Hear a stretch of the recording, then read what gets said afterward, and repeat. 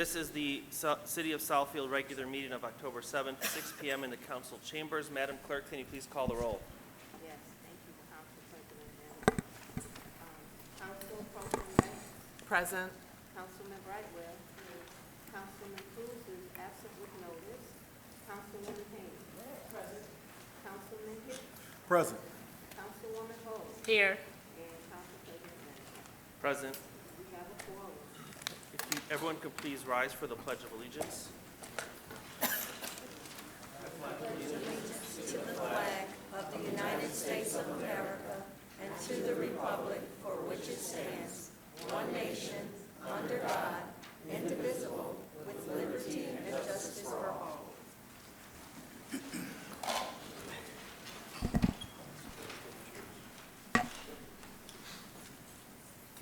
All right, first up on our agenda is our communications portion.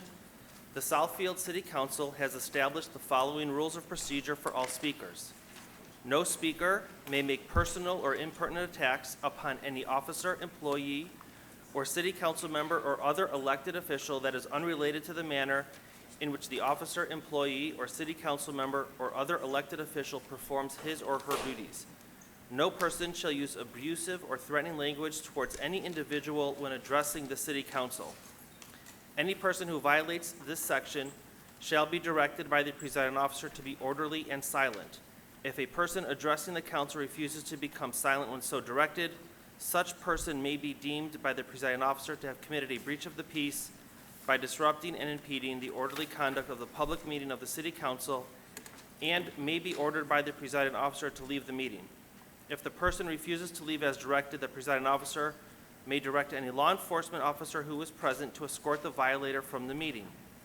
The council may not provide responses to public comment during the meeting. If you have provided your contact information when you signed up for public communications, the city will provide a more formal response to you in the near future. Each speaker will have 3 minutes. This is the business meeting of the Southfield City Council, and I would like to remind everyone to have courtesy and respect for all speakers, and there is no cheering or clapping after any speaker.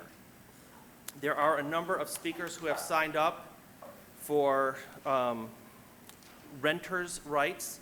I do want to inform everyone, especially those speakers, that this is an item that our legislative subcommittee will be taking up this Thursday at 3 p.m. in their council study. And this is something we have, I believe Councilman Cruz has shared that with the group. But again, that issue will be taken up on Thursday at our subcommittee for the legislative committee this Thursday at 3 p.m. All right, thank you. Our first speaker is Melissa Scott.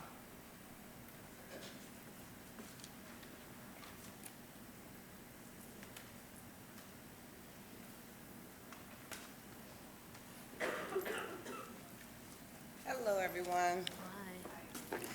I just wanted to, before my time started, I was wondering if everyone got a copy of the letter they were supposed to put in your box today? All right, thank you. I come before you today because I did come back in July, and some things that we thought were going to be done, I don't think have been done yet. My name is Melissa Scott, and I'm one of the impacted residents in the flood area in Riverbank Estates. For decades, the Southfield residents have lived there or live there now have been told that we're responsible for the upkeep and maintenance of the drainage system. In summary, we've been told that it's not a public area. We would, despite existing policy or rules, argue that in this specific case, the city should accept responsibility and right the system and use the budget into which we all pay taxes to do so. Number one, it wasn't the homeowners who allowed the developer to leave the then current and future residents in this position. One of the homeowners who is still here remembers that the land was not regraded as promised when he and his family moved in. Our residents in this particular area date back to 2004. This obviously was not corrected by any inspection that may have been conducted on or before occupancy permits were approved. Number two, when the street to the west of the area was elevated, we understand by the city, this further aggravated the situation.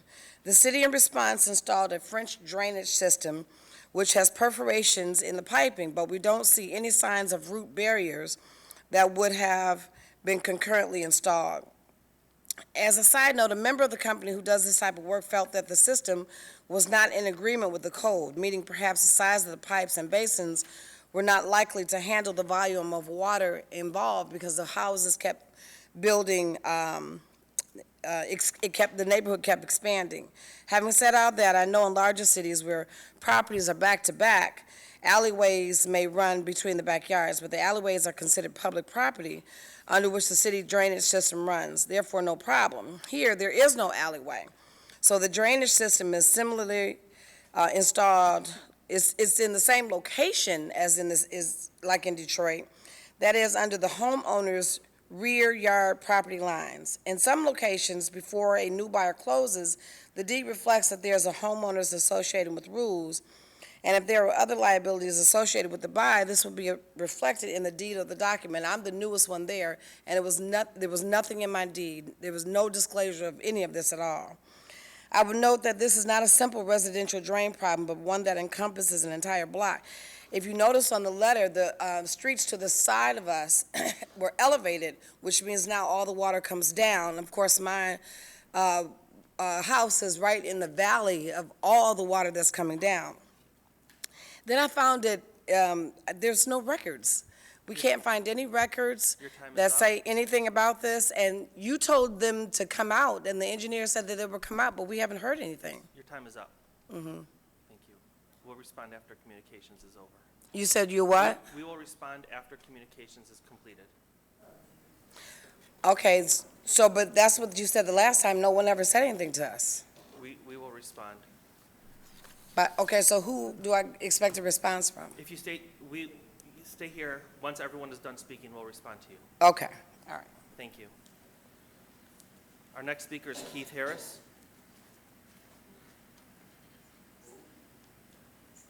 Keith Harris.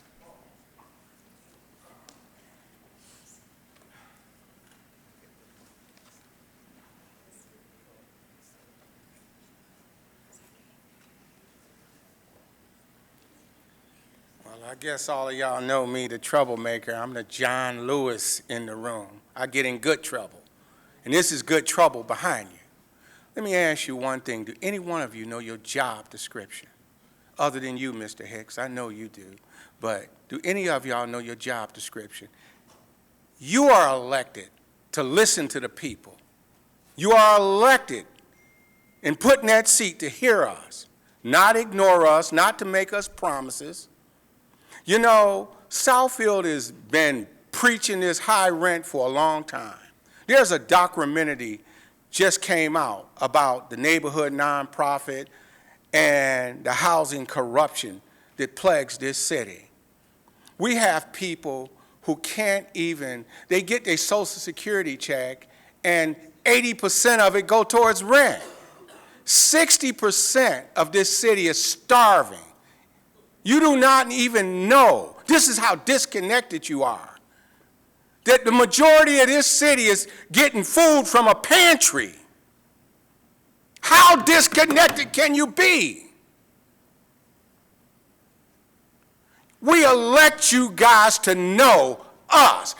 You run these crazy publicity ads when you run for office, but once you get here, what do? Not a damn thing. You forget what your responsibilities are.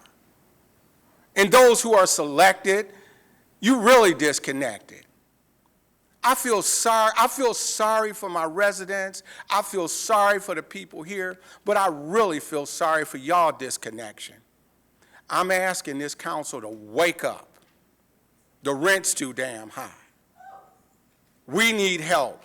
Everybody needs help. The homeowners, the renters, with food, rent. I mean, what is wrong with you guys? Even the court don't even hear the pain of these people. It's a shame when you look in front of a black judge and a black judge say, oh, you got to get out of your house because you don't have $50,000 to connect to the septic tank. Oh, you got to get out of your house because you've been living in a place, renting it for 12 years, but you miss your rent one time. Whose fault is that? It isn't a crime to be poor? Evidently, y'all don't know. People are poor in America. And why are y'all disconnected? When I come to this podium, I don't speak like I'm mean or hateful. I speak with passion. So where's your heart at? Because I shouldn't have to carry your load and your passion.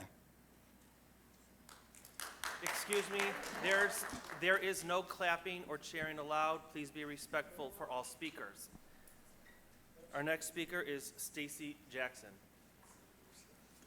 Southfield Ms. Cotman, is an You're next. international You're city next. of peace. you're next. One more. Ms. Jackson, do you mind if Ms. Cotman go? Okay, go ahead. Southfield is an international city of peace. Southfield has been recognizing International Day of Peace since 2010.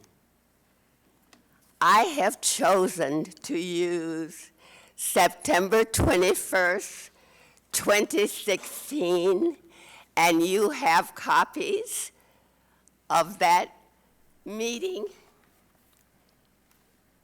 The reason is that I have chosen 2016 is because on that date, Kenson Siver was mayor. Mayan Frazier, remember him, was council president. Lloyd Cruz, Daniel Brightwell was there. Donald Fracassi, we remember him, was there. And Ari Mandel was there. He was only 3 years old, but he was there. The Peace Post. Lawrence Technological University not only has a peace program, but Lawrence Technological University has a peace pole. Oakland Community College, Lloyd Cruz, has a peace pole. Calvary Presbyterian Church has a peace pole. And today, I want the International United Nations International Day of Peace to be continued. And I am recommending that we recognize the flag of Ukraine. The flag of Ukraine is flying under the flag of the city of Southfield. That blue of green flag is flying along Barbara Talley roadway. That flag is flying blue and green. What better way for the city of Southfield to say that we commemorate, we want peace, Your time is up. and therefore we will honor. It is very appropriate Ms. that the president of Ukraine Ms. Cotman, your time is up. spoke at the United Nations, met with Vice President. Ms. Cotman, your time is up. Where is the United States in regards to Ukraine? And she told him that we will be considering even more help to Ukraine. Ms. We Cotman, want to your- fly that flag, and I'm recommending that, one more, that we contact our senator in regards to what the city of Southfield is doing. Thank you. Our next speaker is Stacy Jackson.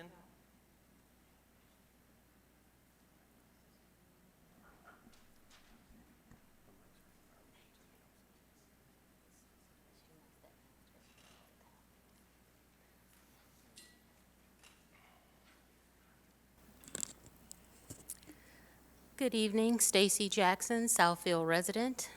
I am here today to stand in solidarity with the number of residents across Southfield and the state of Michigan who are suffering from high rent. I'd first like to say that the only thing worse than a city official that misuses and abuses their authority and power is a city official that does not know when to stand to use the power that the people give them to be their voice and to be their valor. My plea tonight is that our city officials in this room stand, be the valor, be the voice. I assure you I do not come here to sound good. I come here as a true community steward.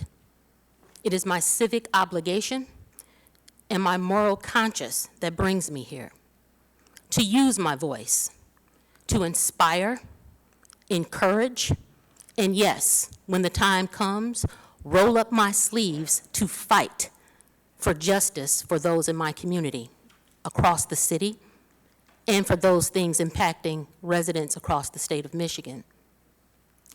Whether it's the septic systems, it's been 24 years, there's been no resolve for that. We demand action. For the residents who've had infrastructure repairs that now, whenever it rains, their basements flood with raw sewage. We demand action for that. When you have seniors that are telling me that they're paying $1,800 to live in a senior citizen building, and that does not include utilities.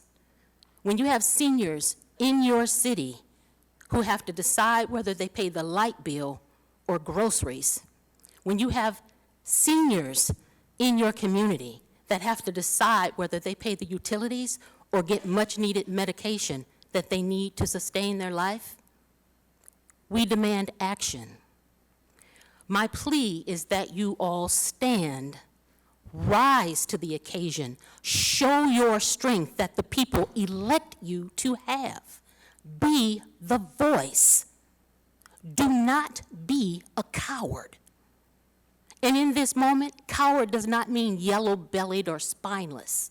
It means city official working against residents deliberately. Don't be a coward. Our next speaker is Caitlin Humrich-Kearing.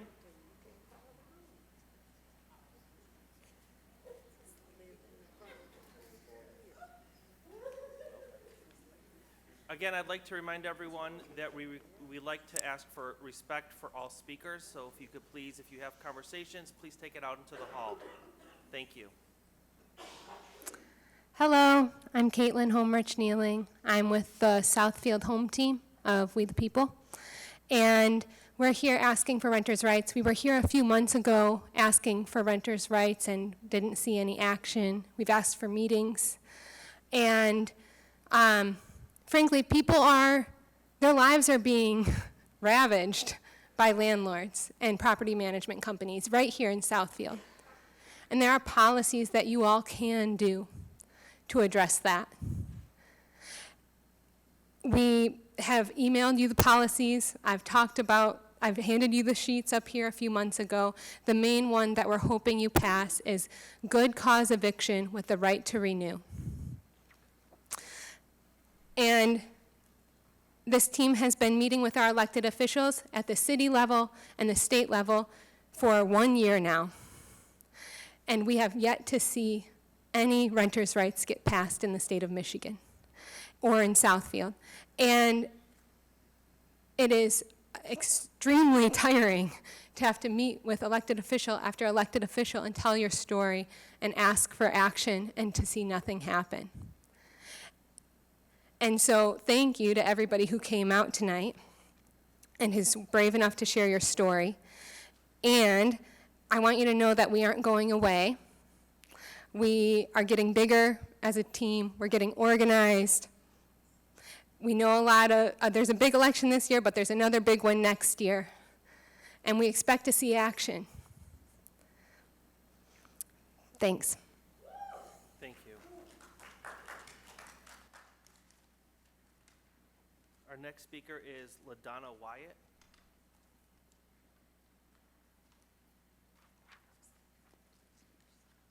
Good afternoon, good evening. I was here back, I'm a Southfield resident. I was here back in, I believe, August regarding a city tree that's causing my basement to flood every time it rains or a storm comes. Someone did come out from the city. They did confirm that the tree was the roots are causing my basement to flood. At that moment, he seen some water that was already coming up. I had to pay somebody to come out to snake it. Since we know it's the city's fault, the tree's fault, I want to know what can be done about it. Also, it's I live across the street from the new dog park, I guess they created, and we have old subdivision signs in our yard. The subdivision sign in my yard is falling apart. The one across the street is falling apart as well. I know they're saying there used to be a subdivision, it's not, but, I mean, I'd rather for it to be pulled up. I don't think that should be my responsibility, to have that pulled up. And I wouldn't even say nothing about it, but today I had my sign in the yard, my Kamala Harris sign in my yard, well, on Lasher's, grass, where I've been cutting for the last 5 years since I've been living there. And when the city inspector or whoever came by and told me that I had to move it because that's your property. It was your property today because of my sign, but I've been cutting that grass for 5 years. I'm just trying to, who's supposed to cut this grass? I never even complained, we just been doing it. But today was a problem because that sign was there. So I'm very upset, very. I want that, if you could build a dog park, you could pick these signs up that's falling apart on my property. And I want the trees, something gotta be done because we can't even use my basement because every time it rains, my basement floods. Or I just gotta keep paying somebody to come out and I paid, $10,000 to have something done that didn't even fix it. So everybody's here about this water problem. I mean, this is too much. This is too much. My home is, the water, the smell, just constantly paying somebody to come clean it, or I can't live like this anymore. What's gonna be done with the tree? All right, after communications, we'll respond to your questions. What about the grass, the grass being cut? Well, I took some notes, and if you just hold on a minute, we will respond. Our next speaker is Galal Aradi.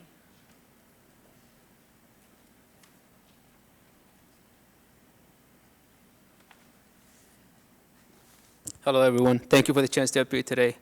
I'm here to speak about the proposed project for the marathon that is being laid out a couple months ago on expanding the gas station.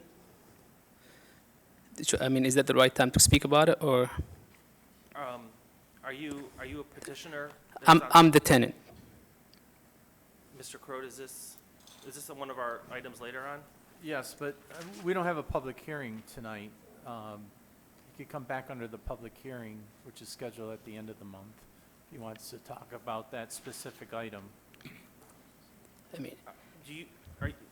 Is the project your No, gas station? No, I'm the tenant, but the landlord is doing the project while I'm in it. Okay, so you can speak, but we're going to have a public hearing later on this month. Sure. For that project, but you can Okay. continue speaking. Thank now you. if Can I you'd leave a like. letter right here with the city council? Okay.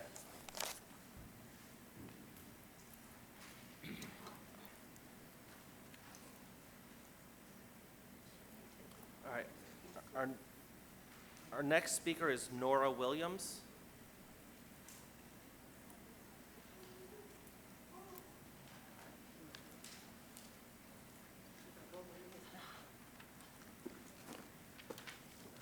Hi, my name is Nora Williams, and I'm here on behalf of the rent in the city of Southfield.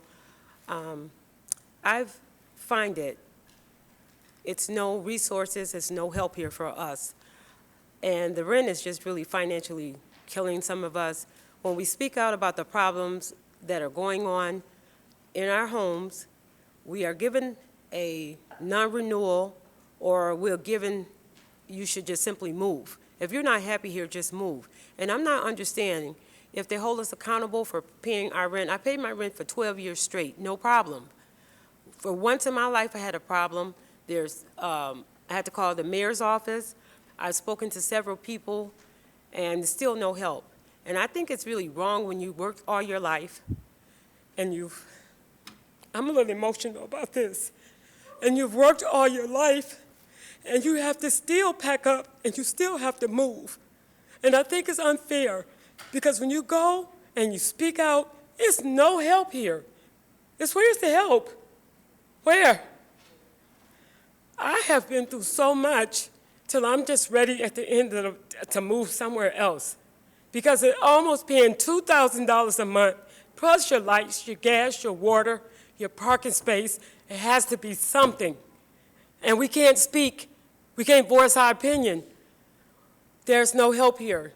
If you're low on food, you go to the pantry. All they do is give you sweets, pies, cakes. They give you nothing that you can utilize. And I'm thankful and I'm grateful for everything that I get. But when you can't eat those things, what do? You're too busy paying the rent. And it's unfair to us. This is a beautiful city. People put in the work here. But we're not, as the renters, we're not getting the work out of it. Why are we paying this much money? We need some help. And we need some help now. Because a lot of us are going to have to move back home with our kids. Or put our stuff in storage and still try to figure it out. There's bats, there's mold, there's water, there's filthy carpet, there's trash in the hallways, and nothing. I'm overwhelmed. I didn't work all this hard to retire from Detroit Public Schools to be put in this situation. But I'm barely making it just like many others. Help us. The only help we have is the court. And when we go to the court, those girls are bombarded with our issues. And they really try to work and help us. But the only thing we get is to go stand in front of the judge and say, either you have to move. Help us. We just need some help. And I don't want to keep going over the same thing, but this city, help. We need help. And we need help now. Because I guarantee you by January, a lot of these buildings are going to be empty. All right, your time is up. Thank you. Again, I'd like to remind everyone to please do not clap or cheer after each speaker. Our next speaker is Alan Shamoa. I'm sorry if I'm mispronouncing that. Yes. Yes.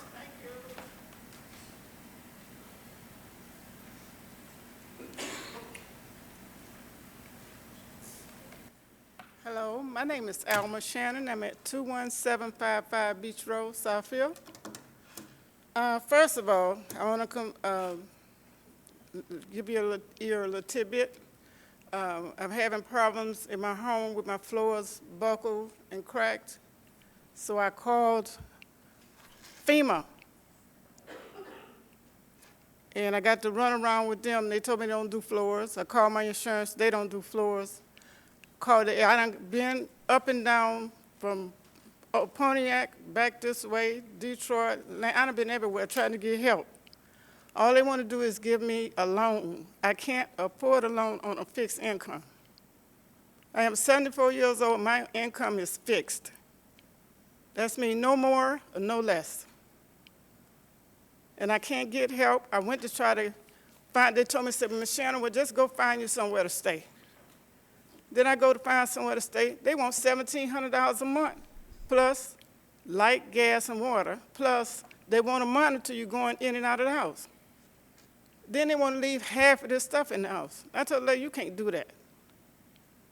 She said, well, well, this is my stuff and this, master, ma'am, this is your house, you do what you want to do. But $1,700 a month, light, water, and gas should be included. The rent is too high. And then when you complain about something, they want to put you out. I'm still trying to get money from FEMA to help pay where I'm staying at right now, but I'm on my way out because I can't stay nowhere for free. They give you a boundary of $1,200. I haven't heard of nobody with no rent for $1,200. It's $1,700, $2,100, $2,300. And it's not going to work. And I still haven't got my floors fixed yet. Well, Ms. Shannon, there's no money now. Maybe they'll have some after the election, or maybe even after the first of the year. But I put you on call, but again, still, I was on the critical list. I called, the inspectors from here came. They don't know what's wrong with the floor. They tell me to get somebody to drill a hole in the floor, open up the floor. What if I open up the floor and something down there just open? I don't know. So sleep in your car, or you go sleep back in the house. Then you sleep in the house, you're going to worry about, is the floors going to buckle anymore? I need help. I am 74 years old. I need help. Thank you. Thank you. Our next speaker is Nelly Fuentes.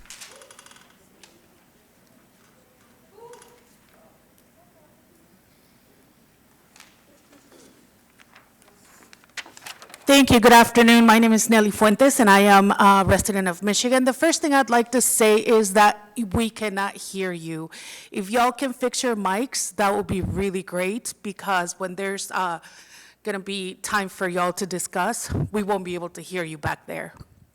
The second thing that I'd like to say is that I'm here in support of my colleagues and my friends with the Rent is Too Damn High fight.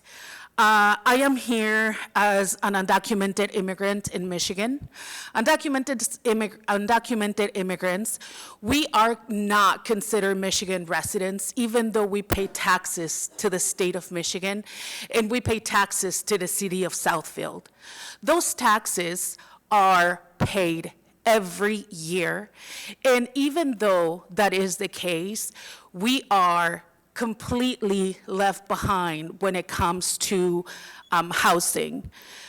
I don't know if you understand. How many of you here are renters, have rented before, or have lived in renters' housing? You need to address the council. Okay. How many of you have been renters, have rented before, or have lived in rented housing with your parents? I know you cannot answer to us, but you can answer to yourselves. And with that in mind, I want you to think about people in that situation, particularly in my case, undocumented immigrants, who are terrified to go to their landlords. I remember one time when we had mold all across our ceiling, and I was so afraid to call my landlord because I did not want to get evicted. I did not want to get a fine. I didn't know where else I could go with my little son. So this is an issue that affects all of the residents in Michigan, all of us, whether we are renters now, whether we have rented before, whether our future generations will be renters. And this is something that you can do something about it. I see here that you can still make Southfield a place where everyone can thrive by passing policies like just cause eviction and right to renew, so that renters here in our city of Southfield are protected from retaliation when advocating for themselves and their families as renters. I can speak to the undocumented experience, and it is really hot out here, y'all. So I definitely encourage you to please do the right thing and think of us when you pass resolutions. Thank you. Thank you. Our next speaker is Sabrina Colvin. Mr. President, can you announce that there's problems with the box? While the next speaker is coming up, we do know that there are issues with the mics. They started last week. They are working on it, but we are trying our best to speak as loudly as we can into the mics. Hi, my name is Sabrina Colvin, and I'm here because of the rent is too damn high. I've been living in Southfield for 14 years, okay? Each year, they go up on the rent. One year, they went up almost $400. I am a retiree. I'm on a fixed income. And so just let me tell you a little story about me. 2020, after they go up on the rent every year, it got to be a little bit too much. So my daughter, that I lost the year of 2020, was helping me out on my rent. I no longer have her. So I had to go out and find a part-time job. I don't know how long I'll be able to do this part-time job because my health is not the best. You're talking about stress, high blood pressure, all kind of health issues that has been brought on the residents of Southfield because of the rent. In my building, it's a 95-year-old lady. How many times you gonna go up on her rent? I know she's on a fixed income. Do we have to move to a family, or will we have to live on the streets? I just want to know.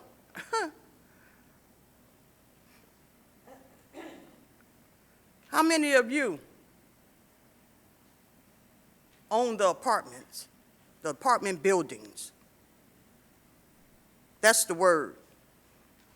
Okay? Streets are talking. The streets are talking. And you know what they say? If you ain't at the table, then you're on the menu. Thank you. Our next speaker is Greg Keeler.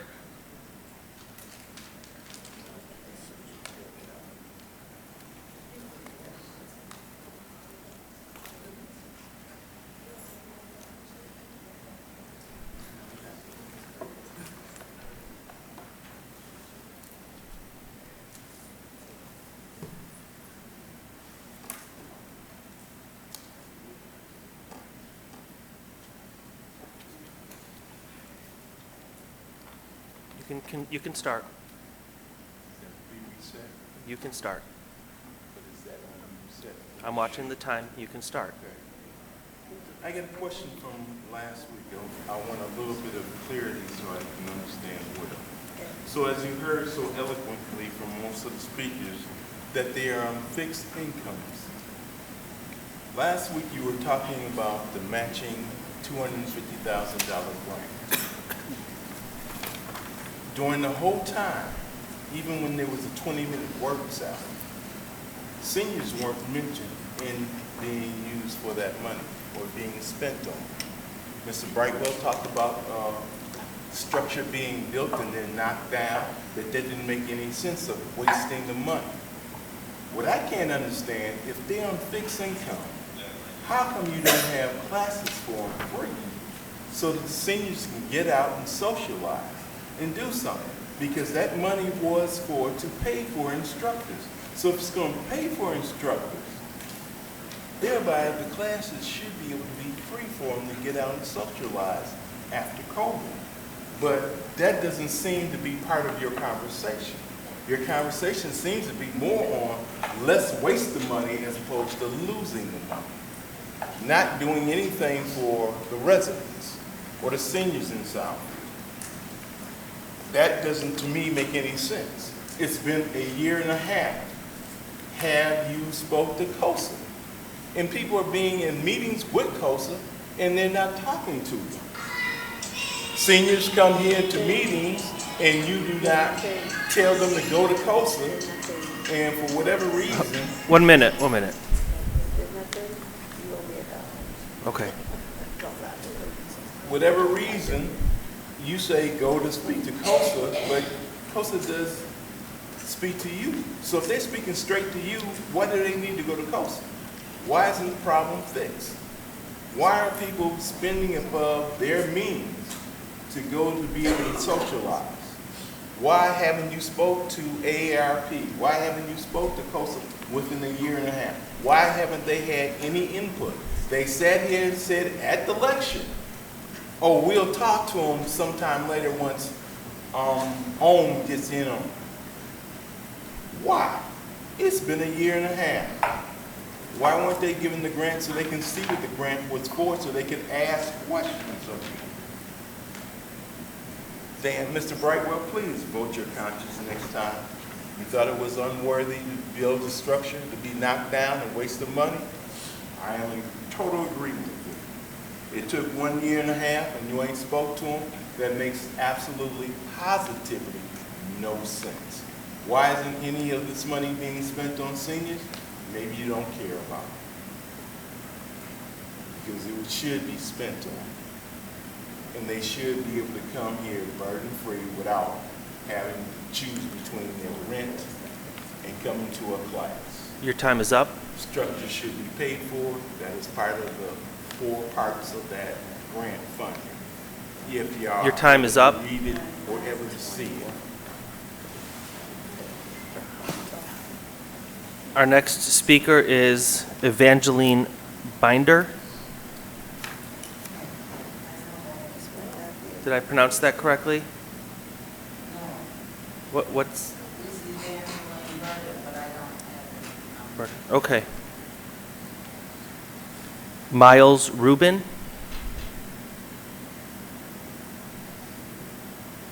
Miles Rubin.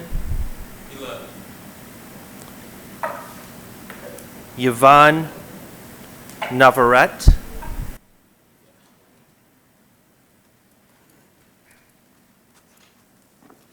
I'm not Yvonne, but I am her colleague, and she asked me to speak on her behalf. She had to step out. I'm sorry, we don't allow speakers Okay. to speak on behalf of anyone. I hear you. Rent is too damn high. Thank y'all very much. Do something about it.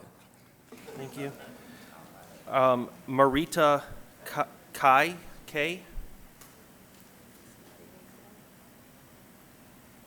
Marita.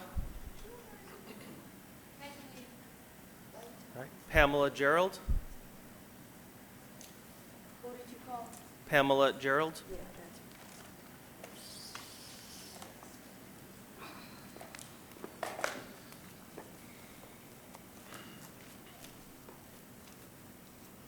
Good evening to council. You know, the saying is that extraordinary statements require extraordinary proof. And with all of these 11 speakers that spoke before me, and I take very good notes. I did very well in college because I took the time to take good notes. I'm not even clear what the real issue is. Everybody knows that the rent is too damn high, but are these people coming to speak because they think it's Southfield, the city, that's causing the rent to be too high?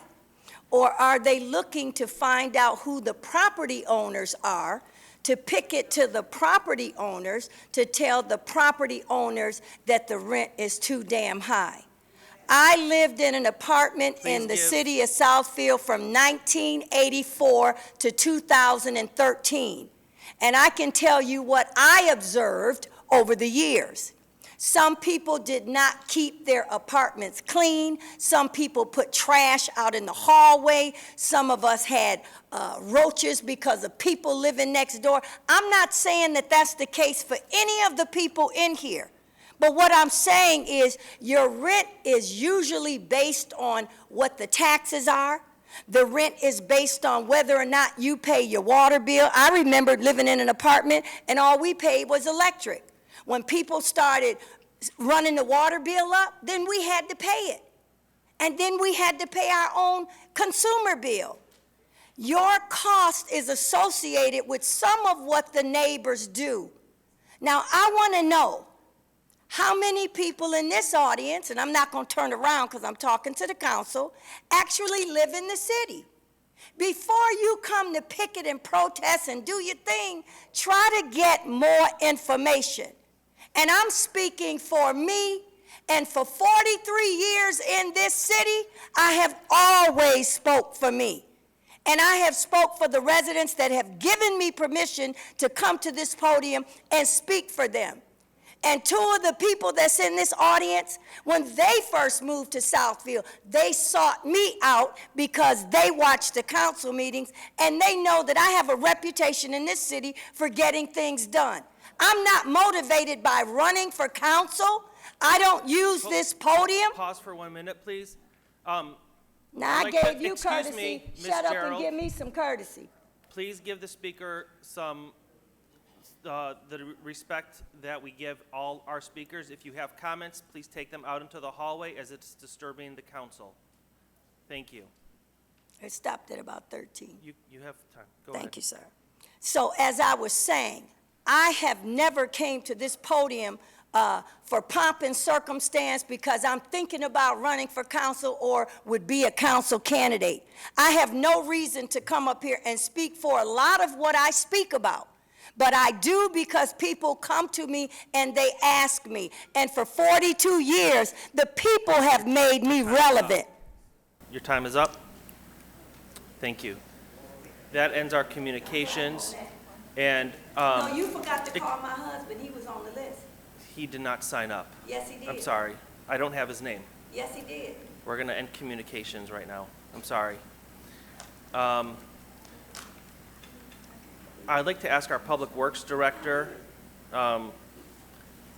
Siddiqui, to come up. Our first speaker talked about the flooding issues in the Riverbank area. The council is aware. We have gotten those letters, and he has been investigating, and if you can please share an update, we would appreciate it.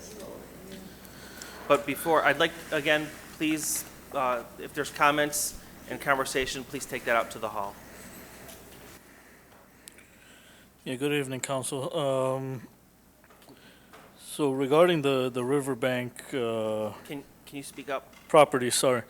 So regarding the Riverbank properties, the one on Coventry Woods, the eight homes, we do have our engineering consultant and our DPW staff. Over the past several weeks, they've been out there investigating. They've been doing surveys. So now most of the field work is complete. They've taken the results back to the office, and they're working on a solution for the problem. Unfortunately, the issue is not on city property, but we are doing our investigation. We'll prepare a solution, and then we'll work with the residents to try and facilitate the implementation of that solution. Okay. Has anybody, I know that you have their information. Has anyone been in touch with the residents? I did speak with the residents after the last time they were here, after the council meeting last time. So can we do another follow-up, and if you need their information, we can make it available? Yeah, absolutely. Yeah. Okay. And then I'm going to put you on the spot. Are you aware of the tree issue across from the dog park? Yes, I'm aware. So this resident was also here at the same council meeting last time. And we did look into it. The service lead is blocked with roots, but there's solutions out there at hardware stores and stuff where you can put some of these root killers down and kill the roots, and that should work in this case. It was mentioned that someone from the city said it was the city's tree, or the city caused the problem with the tree on city property. Are you aware of that? I'm not aware of that. I'll look into that. Okay, thank you. And I know the lawn and the entrance sign for the subdivision was mentioned. I will say that the city does have a program that works with homeowners for homeowner entrance signs to subdivisions. Our Community Relations Department does run that program.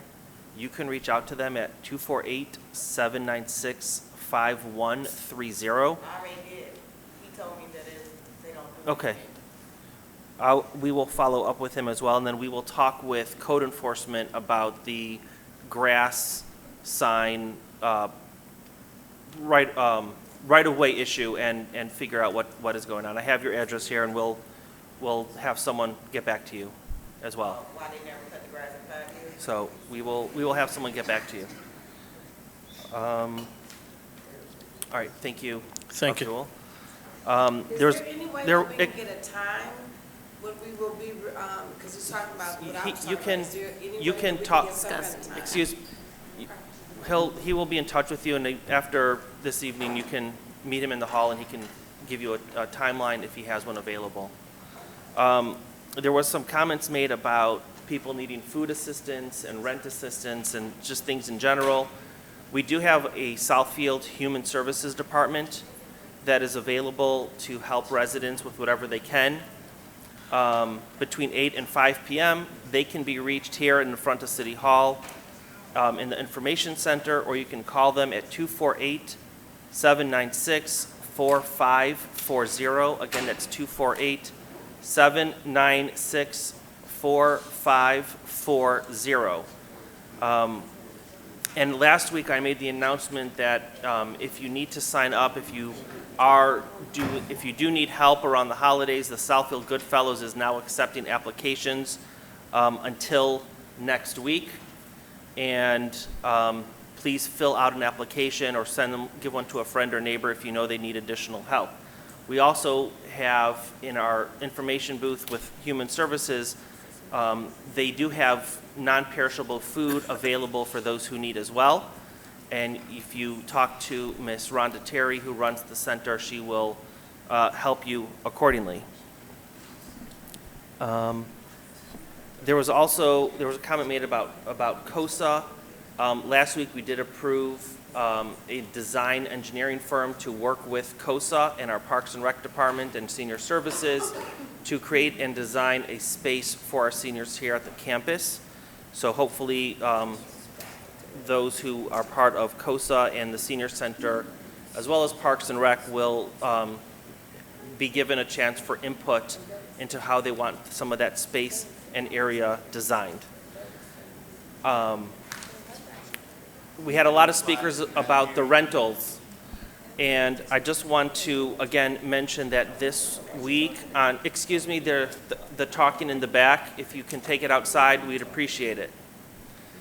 There was a lot of comments about renters' rights, and I just want to remind everyone that this week on Thursday at 3 p.m., our legislative subcommittee will be taking up that issue. We have gotten information from the group We the People, and our city attorney has been researching it, and there will be a discussion at that meeting, again, Thursday at 3 p.m. in the council study, which is right next door. Southfield does have a rental ordinance for apartments that we do inspections and things like that. We did hear that when people complain, it doesn't go anywhere or things get worse, but we do have an ordinance in place to address issues at apartments. That is run through our building department. They can be reached at 248-796-4100. Again, that's 248-796-4100. Our building official is here.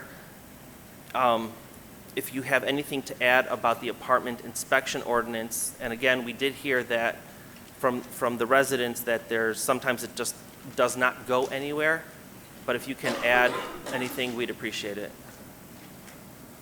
I'd be happy to. Good evening, Council. The building department, as you stated, follows the International Property Maintenance Code adopted by the City of Southfield.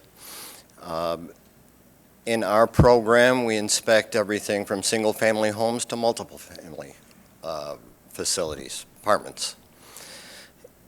We have a 3-year program. Every 3 years, these are re-registered and renewed. Every rental property is inspected. Every multiple family rental property is inspected. I do have to remind Council, however, that there was a long period of time during COVID when all of these rental properties were no longer being inspected. We have been playing a game of catch-up, but we've gotten much better and much closer to our targets. To further that, every tenant has the right to request a special inspection. We do those also on a weekly basis. And the building department's primary goal is to protect the life, health, safety, and welfare of those tenants and the general public. When we do an inspection, the tenant is provided with a report of what the building department has found, as well as the landlord, and the landlords are held accountable. Okay. So if people have concerns, they can contact. They can contact the department at 248-796-4100, and if they're having any issues, I'd be happy to take care of it personally. Okay. Thank you very much. Thank you.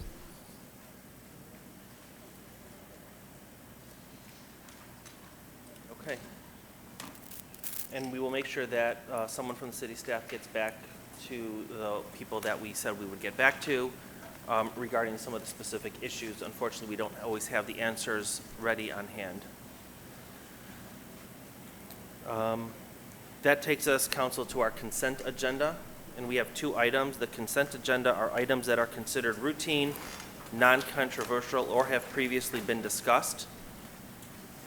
Council? Council President, can I have Yes. a point of privilege and get a document that was passed by one of the speakers to give back to her?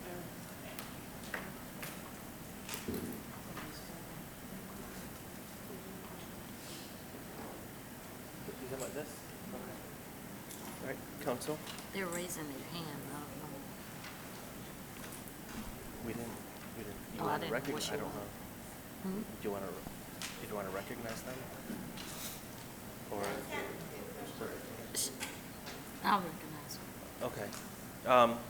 Councilwoman Hoag would like to recognize the woman speaking, coming up now. If you can please give us your name. Good evening, council members. Good evening, residents of the city of Southfield. I'm not coming on behalf of the majority of the issues that's going on today, but what I came here is I'm a resident of the city of Southfield. What's your name? Alicia Jackson.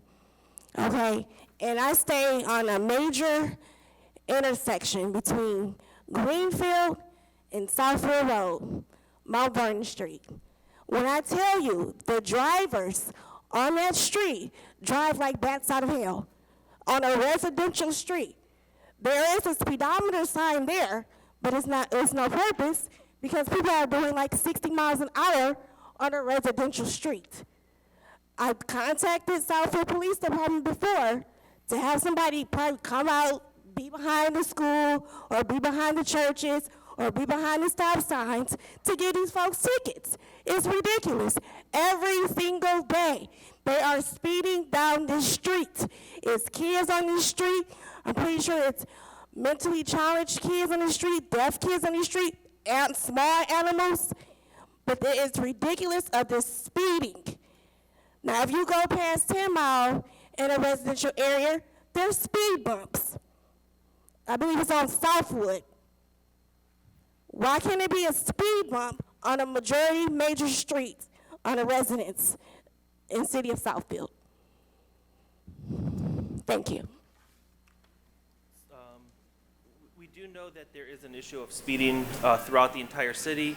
Southfield does have a speed or traffic calming speed bump program that residents can sign a petition, and the city will do an investigation that can be found on our website under the engineering department. If you can give your information to our public works director, he can email you the information. Thank you. All right, council, our consent agenda items? Mr. Chair, Yes. I move that we approve consent agenda item A, the agreement with the road commission for the Oakland County for the winter road maintenance program for 2024 and 2025. What about item B? And consent agenda item B, which is authorize the submission on the fiscal year 2026, the TAP grant for 9 Mile Road as presented. Support. It has been moved by Councilman Brightwell, supported by Councilwoman Banks, to approve consent agenda item A, the agreement with the road commission for winter road maintenance for this coming winter, And item B, to submit a transportation alternative program grant for the 9 Mile, the south side of 9 Mile from the M10 service drive to Greenfield Road. Any questions? All those in favor? Aye. Any opposed? Motion carries. Council, next we have 2 ordinances to enact. Yes. President. I move that ordinance number 1796, ZR 24-0009, which is a rezoning request for land at 19421 10 Mile, from R2 Single Family Residential to OS Office Service be enacted. It has been moved by Councilwoman Banks, supported by Councilman Brightwell, to enact ordinance number 1796. Any questions? All those in favor? Aye. Any opposed? Motion carries. Council President? Yes. I move that council enact ordinance 1797, rezoning request for property located at 25100 Northwestern Highway to rezone from B3 General Business to RC Regional Center. Support. It has been moved by Councilwoman Banks, supported by Councilman Brightwell, to enact ordinance number 1797. Any questions? All those in favor? Aye. Any opposed? Motion carries. Thank you. Next, we have our agenda items for discussion and/or action, and our first is a presentation to rebuild and expand a gas station. Good evening. This item includes a conditional zoning, PZ ZR 24-0003, as well as a special land use, PSLU 24-0016. Petitioner's Ned Hakem. Property addresses is 22575 to 22599 Telegraph Road. It's located on the southwest corner of 9 Mile and Telegraph. Existing zoning is I-1 Industrial. Proposed zoning is B3 General Business. To conditionally rezone the parcel to B3 General Business to allow the construction of a new gas station, C-store, with alcohol sales and a drive-through carry-out restaurant. Hours of operation, gas stations, C-store 24 hours a day. Food service daily from 5:30 a.m. to 9 p.m. Maximum per shift 6 employees. As I stated, the existing zoning is I-1.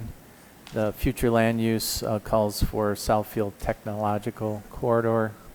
Current zoning allows a number of manufacturing and industrial uses. What's being proposed is a conditional zoning eliminating some of the more obnoxious uses, for lack of a better term. And this is the site location. There is an existing small gas station and a former bank on the 2 properties that will be both torn down, and a new C-store, convenience and drive-through will be built. This is lower property is the former bank. So the property owner is going to purchase the property that wraps around it from the west and south and expand, building a brand new gas station C-store with a proposed drive-through, some type of coffee or vendor type of pickup. The landscaping will be greatly enhanced. This plan has gone through a couple renovations to eliminate all previously requested waivers, so it is in conformance with our site plan standards. New elevations and perspective of the new proposed building. And with that, I'd like to have the petitioner come out and address what your proposal is, and then answer any questions the council may have. Good evening, council members. I'm Brian Biskiner from the Umlor Group, civil engineers representing Ned Hakem, who has stepped out, but if I can run off and get him. But hopefully I'll be able to answer all your questions for you. Terry went through everything very well. I would just only add that we are participating in the art committee. The site plan shows a fountain on the north side. We are adding a public bike rack. We are also upgrading the bus stop on the east side of the property. And since the planning commission, our last planning commission meeting, we had previously added a couple picnic tables, but we just made one of the picnic table areas handicap accessible and striped a pathway to it, so it's concrete with and the picnic table has one of the seats removed so the wheelchair could come up against it. And we labeled and we have a handicap accessible EV charging station as well. Terry went over the nuts and bolts of the project very well, and this is Ned, and we're here to answer any questions that you have. Council, do you have any questions with Councilman Banks? Thank you. Mr. Crowe, could you please put the visual up of the building, the proposed look? Okay, thank you. Mr. Akeen, it's nice to see you. If my memory is correct, you've been in the city of Southfield for a long time, and do you presently own Hayes Market? That's correct. That's correct, okay. 40 years. How long? 40. Oh, gosh, okay. It is a long time. Long time. I was 10 years old, so I missed I was 10 years old too, so. What type of gas station will this be? There's been a lot of rumors throughout the city about what this location is going to, what type of gas station this is going to be. So can you explain to us what kind of gas you'll be selling? Shell. It will be Shell? Correct. And it will be run by you and your family? That's correct. Okay, and where are the charging stations on this property? There are 3 charging stations on the, as you're looking at that, it would be the left-hand side, lower, Right. left-hand side, lower. Right here. Right here. Thank you, Jerry. Yeah, right there, there's 3 charging stations. One of them is handicap accessible. And that's and you can see that by the bump out of the pavement and the curb. So And that the stalls too. Parking stalls. Okay. it's van All right. accessible. I just wanted to confirm that you were not proposing what is the name of that new? You are not proposing a Sheiks at that location? You will not believe how much they proposed us, how many times they wanted to state, they wanted that location. We said no. No, I know, because we were at an event, and several of us were just, you're wrong, that's what he's going to put, and I said, I don't think so. No, You it know. will affect our business too. Pardon me? If Sheets goes there, it will affect our store. Right. So Okay. we never gave them an okay whatsoever. They approached us so many times. We never said okay, absolutely not. Okay. Thank you very much. Thank you. That's all. Thanks, guys. Councilwoman Haynes? So if you're not supporting the idea of Sheets, is there a time that once you purchase this, you will turn it over to them or sell to them to create Sheets at any time? No, ma'am, absolutely not. So you have no intentions of No being intention associated with them whatsoever. at all? No. Because it's the understanding, in the community that that's what the proposal is, that there's some undermining going on and that you all will, they're kind of behind the scenes talking to independent owners and hopefully turning those companies, those gas stations into Sheets gas No. station. No, And that absolutely was a not. big talk. It was a big talk. And the We reason don't why we want no ask Sheets is behind the because front of us. Absolutely not. it's because of some of the problems that we heard about the company and the issues that they were causing with different things, and we didn't know. It was just a personal conversation that Yeah. some residents came to us, several residents and several owners. Okay, thank you very much. Absolutely. Okay. Councilman Brightwell? with respect to the charging stations, is that a firm, because the EVs, they're not selling like the automobiles thought they were going to sell, so has that put a damper on your need for a charging station, or is this a fix? You will have those three, and with the ability to expand if the industry actually straightens itself out? Well, we're required to have three, so we supplied three, and one is handicap accessible. Did you want to add to that? If you can always, I can't tell if you're asking, do we have too many or not enough? If more EV charging would be needed in the future, I'm sure Ned would respond to that, because you want to serve your customers.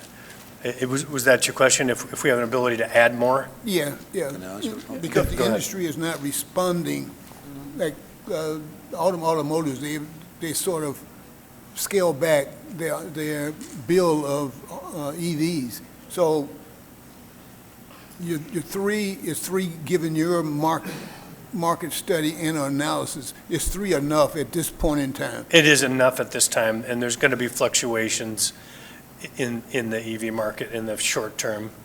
We don't know what the long term is, but three is certainly enough for now. It's hard to speculate. Sure, you know. okay, I got you. Just to add to it, Mr. Rothwell, these are rapid charging stations. Okay. These are rapid charging. like Well, great, 20 great. minutes, half an hour, the whole thing. It's not a whole day or overnight or something. That's Okay. what we're gonna put here. Yep, in and out, Yeah, so that's good to hear that these are rapid. in and out. So we can turn them over appreciate that. faster. All right, okay. Thank you. Councilman Just Haynes? if I could make a comment, because this is a conditional zoning and a special land use, if they propose three, they have to put the three in. Otherwise, they won't get occupancy. So we are sure that there would be three, and they would have to come back for administrative review to add. We wouldn't allow them to reduce it. So as proposed, they're proposing three have to be installed. And you said they're fast chargers. So those are the quick ones that, someone that's shopping could get a quick charge on. Sure. Those are usually 10 to 20 minute charges. All right, Councilman Haynes? You said something about picnic tables. You removed all the picnic tables, or there are picnic tables? We had added 2 picnic tables prior to the previous planning commission meeting, and at that meeting, they requested that one of the picnic tables be made handicap accessible. So from the planning commission to this meeting, we made that picnic table handicap accessible. So no, we didn't reduce any, we just enhanced one to be handicap accessible. So that's outdoor eating, or? Yeah, through the chair, Ms. Haynes, if you look up here, Yeah. we always encourage outdoor seating whenever there's food products. So they have proposed 2 picnic tables, but we wanted to make sure they were handicap accessible. Right. So we required them to put access aisle and a ramp, and to remove one seat so a wheelchair could Right. get under the table. So they're just confirming that they complied with the conditional approval of the planning commission. Okay, but that wasn't my question. I'm just saying, are the picnic tables because you haven't carry out food, or, because I don't see anything that says that. Yes, they're going to have a drive-through carry-out restaurant.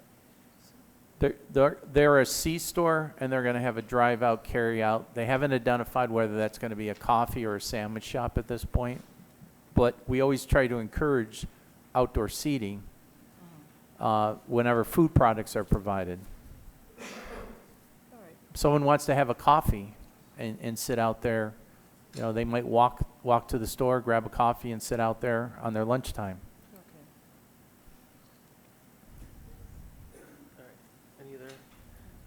Mr. Crow, was part of the parcel, is this the one that came to us a few months ago that they wanted to put a car wash in? No, that's later on. No, didn't we have one that was on? The car wash is on the north side of 9 Mile. Okay. Where the other bank was located, so north of the Taco Bell. This is on the south side. And this had another vacant bank on south side of, so we had 2 closed banks on either corner. Okay. Council, any other questions? All right, and this will be back before us on October 28th for a public hearing? That's correct. Okay, All right. thank you. Thank you, commission members, or council members, all right. Next, we have a presentation and discussion regarding the proposal to amend the conditions of a prior approval for Loom Cannabis at 26760 Losser to extend the permitted hours of operation. So if I could, as a little background, as you recall, council amended the ordinance to allow for extended hours on Saturday and Sunday to 9 p.m. We had 2 previous marijuana provisioning centers that were approved under the old hours, so they technically have to go through the process to amend their hours of operation. The third one that was approved, that hasn't been built yet, was subject to the hours in the ordinance. So this is just a technical follow-up on the ordinance amendment that council granted. They have to come back through their special land use to get the extended hours approved. I have a presentation, but in essence, it's just a special land use request to extend their hours of operation. There is representatives from both cannabis, marijuana provisioning to provide any justification that you may require, but they did present during the consideration of the operation. And Mr. Crowe, they're just changing their weekend hours, is that correct? That's correct. Okay. Did you want to just come up and introduce If you yourself? can give your John? name and address, please. John Abbo, in-house counsel for Loom Cannabis Co., located at 26760 Losser Road. I think Mr. Crowe covered it. We came before the Planning Commission asking for changes in hours of operation on Saturdays and Sundays to be open till 9 p.m. to service customers who are going to other municipalities, other nearby dispensaries bordering Southfield. We just want to keep the business at the Southfield location, keep the business in Southfield. We came before the Planning Commission, got approved. Now we're coming before City Council, asking for final approval, or there was a recommendation, I guess, from Planning for City Council approval. So I believe we have this meeting and then the meeting on October, I think it's the 27th. 28th. 28th, yep. Council, do you have any questions? This is just to change their hours of operation. Okay, so we'll again have a public hearing on the 28th. In 2 weeks, yes. Thank you, John. Thank you. All right, thank you. And our next special land use request, PSLU 24-0018, is from Dreams Canna. We also have, I believe, the the property manager, owner here to answer any questions that you may have. Same request, just to expand the hours of operation. Yes, on the weekends. My name is Nadia Lutfi, 28930 Telegraph Road. Council, do you have any questions for the petitioners? Okay, we will see you back in 2 weeks for a public hearing. Thank you. All right. Next is a presentation and discussion regarding the proposal to build a new car wash on the corner of Northwestern Highway and 12 Mile Road. I know that we pretty much beat this up at a study session, so we'll see what the final product is. Good evening again. PSLU 24-0019 L Car Wash. Property located at 28810 and 28844 Northwestern Highway. Existing zoning is B3 General Business. Proposal is to demolish several existing commercial buildings to permit construction of a new conveyor-type motor wash vehicle. Hours of operation daily, 7 a.m. to 9 p.m. Maximum employees typical is 3. Council has seen 2 versions of a gas station and under discussion a proposed car wash. Since council has last seen the plans, the owner applicant has acquired or has purchase offer on an additional parcel to the south of the property, allowing for a better flow of traffic and to reduce the cut-throughs as proposed in this site plan. This is the landscaping plan, floor plan of the interior, elevations, and then these are the concept plans and renderings of the proposal. The aerial.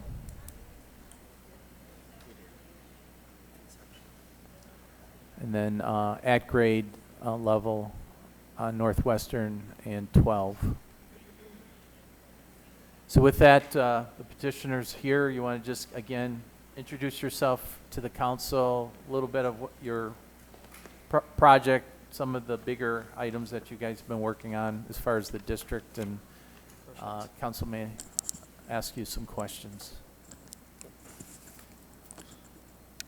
Hello, members of the council. My name is Alejandro Fernandez. I am with Stonefield Engineering. We're the civil engineers on the site, and we're located over at 555 South Old Woodward Avenue, Birmingham, Michigan. With me, Scape Shookman from the applicant, L Car Wash. As mentioned, tonight we're here to discuss the car wash being proposed at the southeast corner of Northwest Highway and 12 Mile Road. As mentioned, we've worked hand in hand with staff to come up with a proper design to improve the traffic situation within this corner. As mentioned, we brought in an additional parcel from previously shown plans to this council to provide this kind of zigzag or snake traffic path and avoid any cuts from Northwest to 12 Mile, which previously happens with the current layout of this area. This project also involves multiple parcels currently occupied by, I believe, is 7 buildings. 2 of them sit currently vacant along 12 Mile Road. In addition to improving traffic situation on this site, this will also be a state-of-the-art facility. We're providing heated concrete at both the entrance and the exit of the car wash tunnel. In addition to that, we're proposing a reverse osmosis filtration system that will basically let us reuse 90% of the water being used per each wash.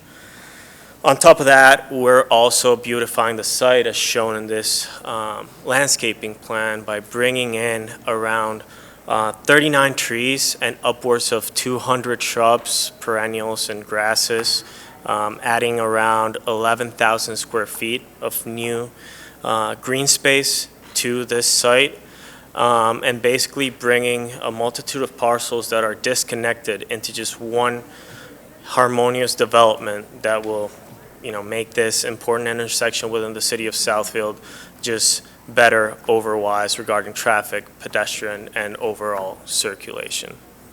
So with that said, we're happy to answer any questions that you might have. Mr. Woodward, do you mind asking the people speaking in the hallway to move away from the door? It's hard for us to hear. We can't shut it. Well, we'll have someone from the city do it, please. The door has No, to you stay can't open. shut it. You can't shut the, oh. I thought he was going to shut it.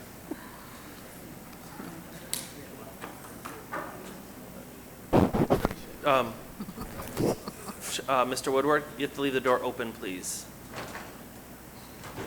Okay, it's open. It's open. It's unlocked, it's fine. Technically open, yeah. Correct? We're good? Yeah. The door's Fire open. chief should probably be. Oh, that's fine, okay. All right, counsel, do you have any questions for the petitioner? Mr. Bretwell? I don't really have a question about it. I sat in on a presentation, and this particular location, it's my understanding, will be a showcase for L Car Wash out of Miami, Florida. And so I was really impressed with it, and it indicated where you will have some other, but this will be the showcase for Nationwide, for what you're doing. Correct. This is our flagship location. This is how we're viewing it. And then just going back to what Alejandro was talking about, I was honored to be in front of the city council at the original study session. And one of the main points that came out is the site looked too tight. So we went and assembled three more buildings to the east to increase traffic flow, make sure it's a safe site. So this is our flagship. We have never paid as much money for a site in Florida, Miami, or Michigan as we're paying for this site. We believe in the site, we believe in the city of Southfield, and we're ecstatic at the opportunity to be here. So thank you. Sure. And I was impressed. And plus, it finally dawned on me for my 8th grade Spanish class what El Car Wash means. So, I really appreciate it. Now we're I definitely appreciate you guys really wanting to do the investment and make this a showcase location for, in essence, for what you're doing. Thank you very much for the opportunity. Do you want to share what it means? Yes, the car wash. Okay. El Car Wash is the car wash. I found it, I had 8th grade Spanish a long time ago. Okay. Yeah. All right, Councilwoman Haynes. I'm sorry. Hope. And we're also the official car wash of the Detroit Lions. Last time I kind of, hinted at that fact, but we are the official car wash of the Detroit Lions, so we're very proud of that. Can I go? Yeah. I just have two quick things. Please. If everything goes good, when will you start on this project, and how long do you think it will take for completion? As soon as we can have a building permit in hand, we're ready to get going. We've already closed on one of the parcels, so we're committed to the project. And then my next question is regarding that parcel. Did you purchase up to the Burger King or including the Burger King? So what's to the east of the, what's to the east? I don't have the aerial in front of me. It doesn't. Yeah, to the Burger King. I have an arrow right here. It doesn't include. It does not it's include the up Burger to King. it. So it doesn't include the Burger King, and I think it's a laundromat. Is that right? You purchased the laundromat? We didn't purchase a laundromat, so there's only two parcels we didn't purchase. On the east side, abutting Franklin Road, that's a Burger King. We purchased those buildings, those two, and we didn't purchase that one. So there's two buildings we didn't purchase, that building and the Burger King. Outside of that, everything else we've purchased. Okay. Wow. I grew up right around here. I mean, to clean up this parcel is incredibly important. We own other real estate in the area. I think we mentioned that during the original study session. We own the One Northwestern Plaza office building. We had, Rochelle Freeman has been an incredible advocate. We had a tenant that's a full-floor tenant looking to renew their lease. And, they brought up the Embassy Suites next door. Rochelle Freeman got on the phone with them and told them, here's what we're doing to fix that situation up. She brought up how we're cleaning up this corner. So the improvements that are taking place on Northwestern Highway are noticeable to all the businesses in the area, and I think those make a big impact for the area. So we're already invested. We want to invest more in the area. And we're excited to be part of it. So you guys have an incredible team, and we're excited to really clean up what I think is an incredible corner with a great business as well.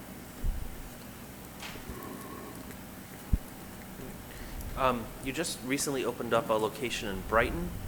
Yes. How did that go? It was the best opening in El Car Wash chain history.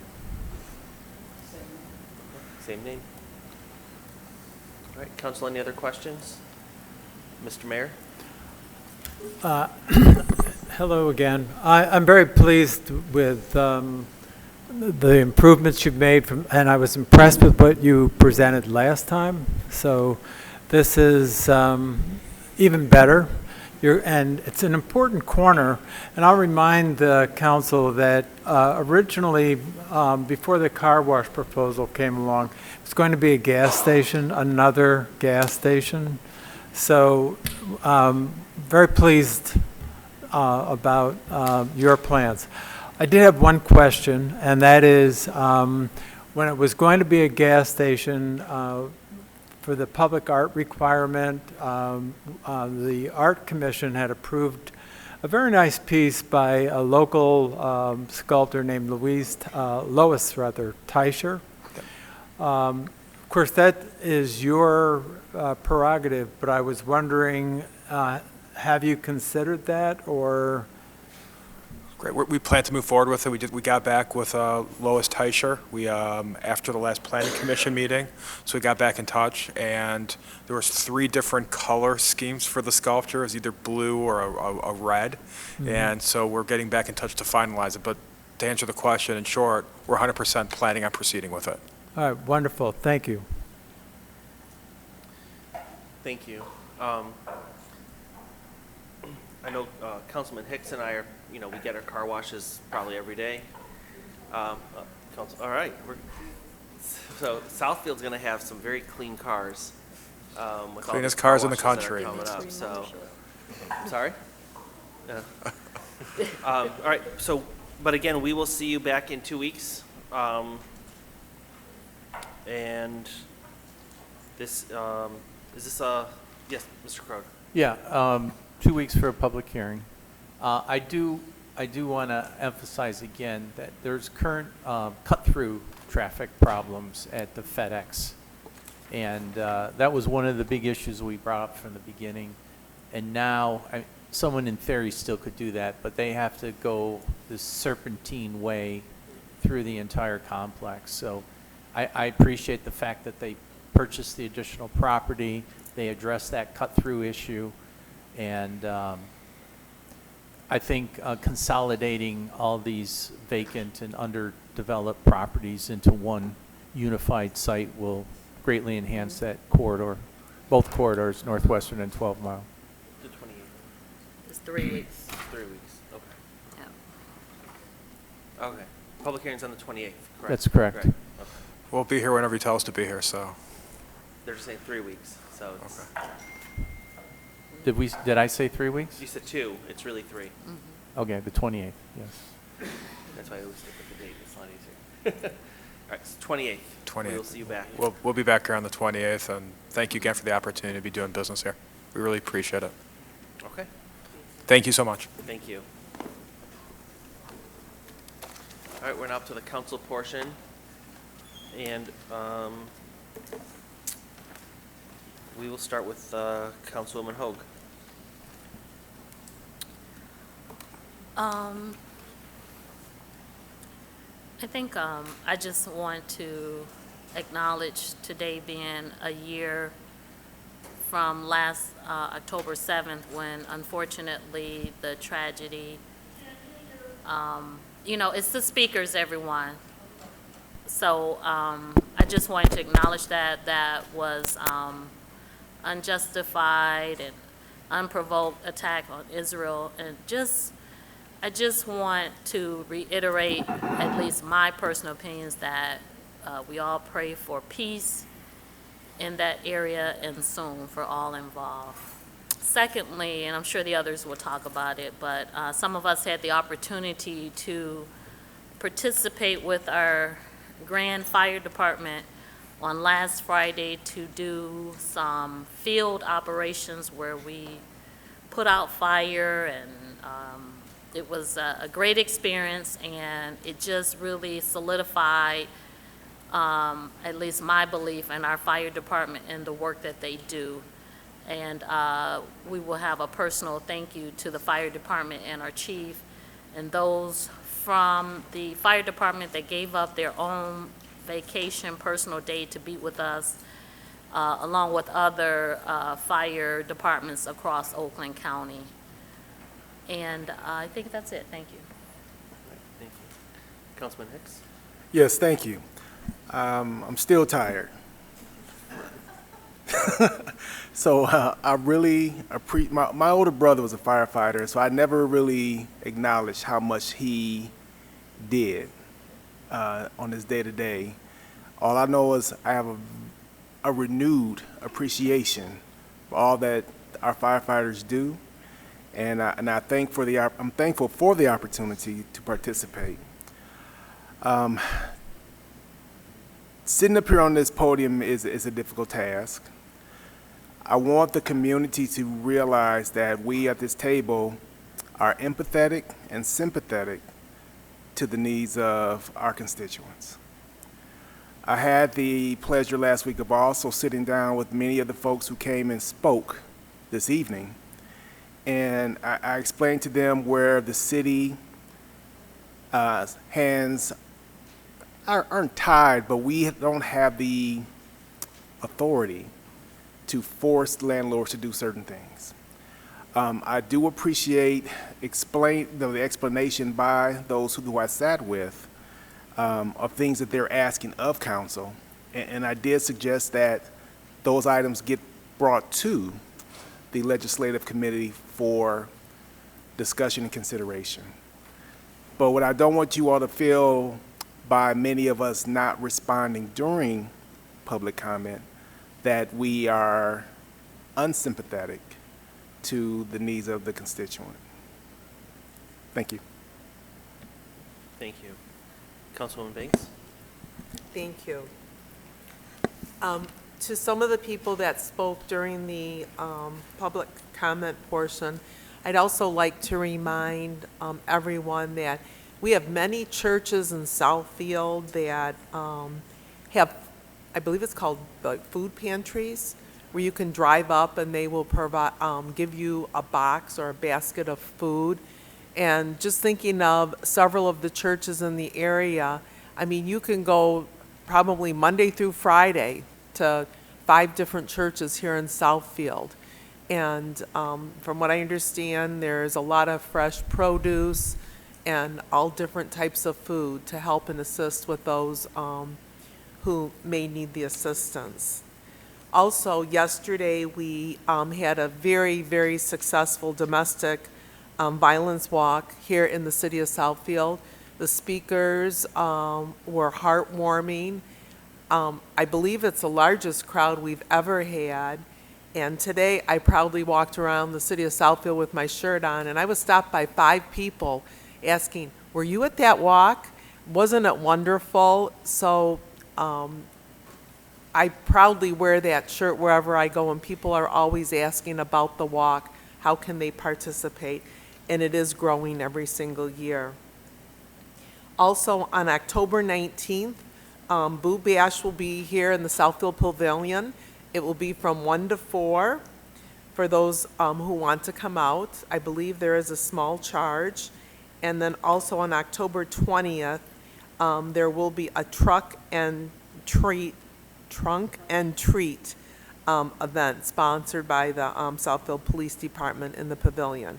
And that also will be from 2 to 5. I'd also like to wish many of our residents a very happy and sweet New Year.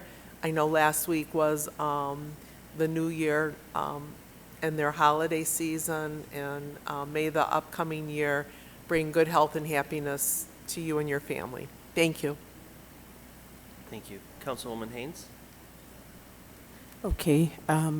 First, I'd like to start off with letting everyone know that Jazz and Blues will be returning on October 16th at the Southfield Public Library. The tickets for members are $7 and $5 for non-members is $7. For members, it's $5. You can go online to the Southfield Public Library's website for the time and also the musicians that will be playing. And you can also pay online as well. And someone mentioned that there were, well, I just want to let everybody know there are free senior programs in our city. The Friends of the Southfield Public Library, which I am a part of, we provide the refreshments for senior social. During the summertime, it was once a month. In the fall, it is 2 times a month. I stop by there often to talk to a lot of the seniors that do attend, and they have a grand time. Sometimes there are speakers that come, and sometimes it's just socializing, getting to know each other.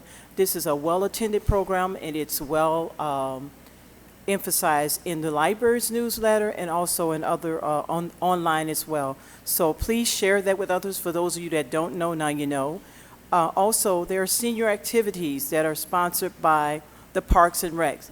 For those that are able and capable, we just had a walk at our beautiful Carpenter Lake, which was also free. And that was a very nice walk, and there's also going to be several walks. Please check online for that.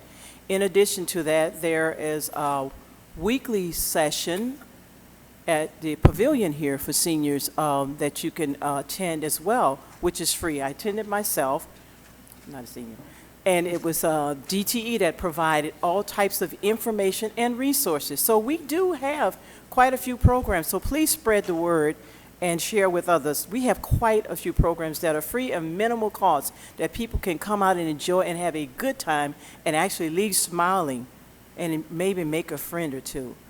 Also, I was happy to participate in 2 walks, and like Charles, was very tired, but renewed and refreshed. One was the ADO walk with the Anti-Defamation League. It was very informative, where we talked, where this discussion was made about the hate that is going on in the community, which also was signified and also what we celebrated as the Peace Day.